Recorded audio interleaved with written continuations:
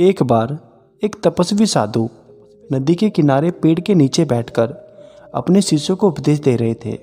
उपदेश के समय साधु सभी शिष्यों को समझाते हुए कहते हैं कि व्यक्ति को कभी भी किसी की निंदा नहीं करनी चाहिए।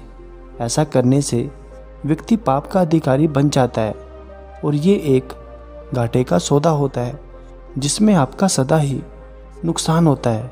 ये सुन शिष्य पूछता है कि किसी की भी निंदा करने से कैसे कोई पापी हो सकता है।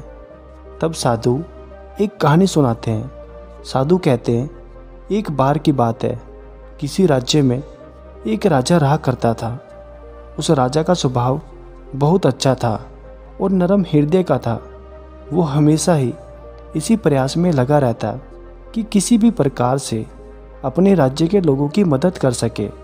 वो हमेशा कुछ ना कुछ करता रहता। एक रोज वो राजा किसी दूसरे राज्य से यात्रा करके लौट रहा था। तभी मार्ग में उसने बहुत से पीड़ित लोगों को देखा।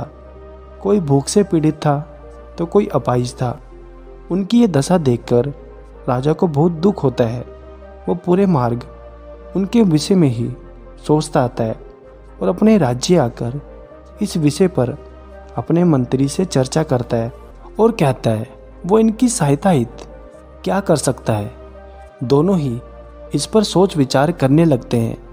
कुछ समय के बाद मंत्री के मन में ख्याल आता है कि क्यों ना प्रतिदिन जितना हो सके उन लोगों को खाना खिलाया जाए ताकि उनका पेट भर सके।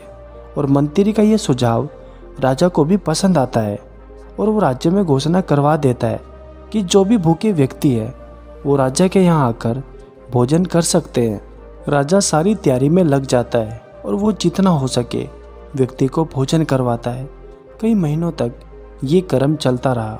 कुछ दिनों के बाद राजा के जन्मदिन पर राजा ने कई प्रकार का भोजन तैयार किया, लेकिन ना जाने कब रसोइया द्वारा बनाए गए किसी एक भोजन में जहरीला जीव गिर जाता है, जिसके कारण पूरा भोजन दूषित और जहरीला हो जाता है और वो भोजन सभी को परोस दिया जाता है। क्योंकि किसी को भी इस घटना का पता नहीं था, जब सबने भोजन किया उसके कुछ देर बाद पूरे राज्य में ये शोर हो गया कि राजा द्वारा करवाए गए भोजन से उन सभी लोगों की मृत्यु हो गई और सभी लोगों के भीतर जहर पाया गया। ये खबर मिलते ही राजा हैरानी से भर गया कि उसे कुछ समझ नहीं आया कि अचानक आज ये सब कैसे हुआ। वो पूरे महल में जांच पड़ताल शुरू कर देता है कि ये हुआ तो हुआ कैसे। सारे भोजन की जांच के बाद ये पता चलता है कि भोजन में एक जहरीला जीव गिरा हुआ था। सारे लोग इसे राजा की गलती मानते हैं और राजा को दोषी करार दिया जाता है, जिस वजह से राजा को बहुत दुख होता है और वो समय को भी दोषी समझने लगता है और वो अब इसी दुख में रहता है कि ये सब उसकी वजह से हुआ। वो अब इसके लिए क्या करे। फिर एक दिन वो इसी सोच में परेशान होकर पश्चाताप करने के लिए महल से निकल जाता है। चलते चलते राजा दूर किसी अन्य राज्य में पहुंच जाता है और एक गांव में प्रवेश करता है। वहां कुछ लोग एक पेड़ के नीचे बैठकर बातें कर रहे थे।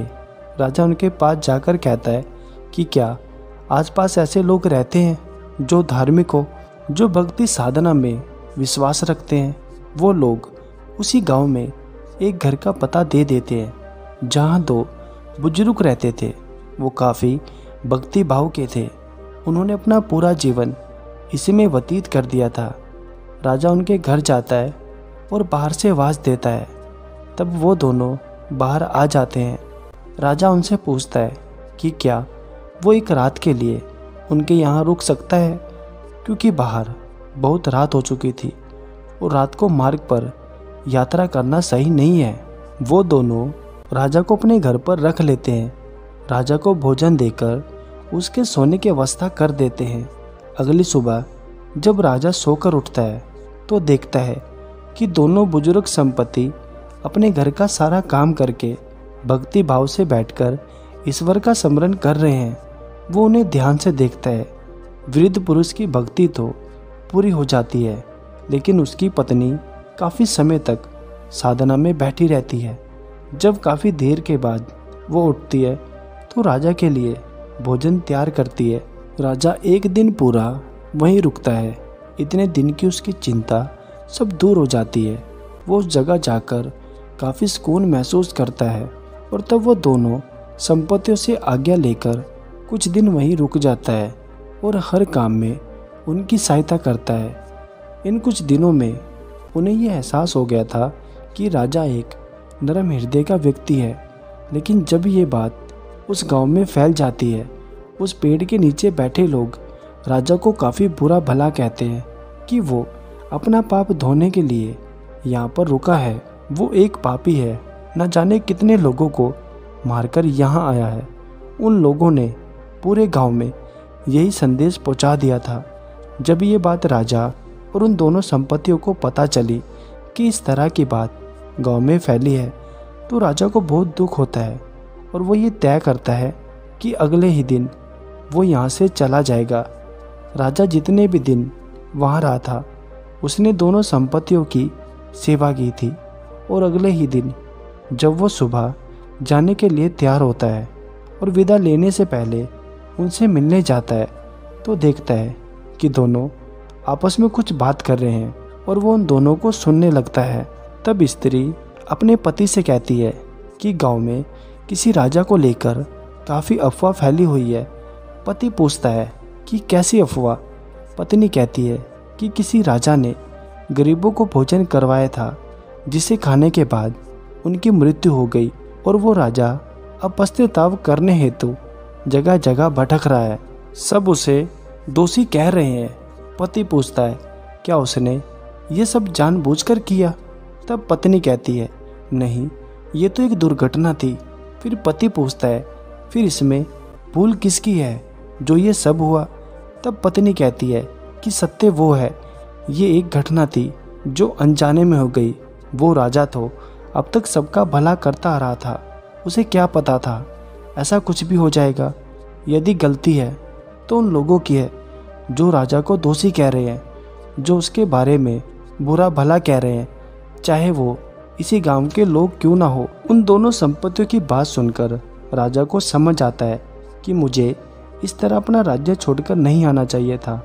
जो अनजाने में हुआ उसे भूलकर आगे बढ़ना चाहिए था और उससे सबक लेकर ये सीखना चाहिए था कि भविष्य में ऐसी गलती दोबारा ना हो। और वो राजा उन दोनों संपत्तियों की आज्ञा लेकर अपने महल वापस लौट जाता है।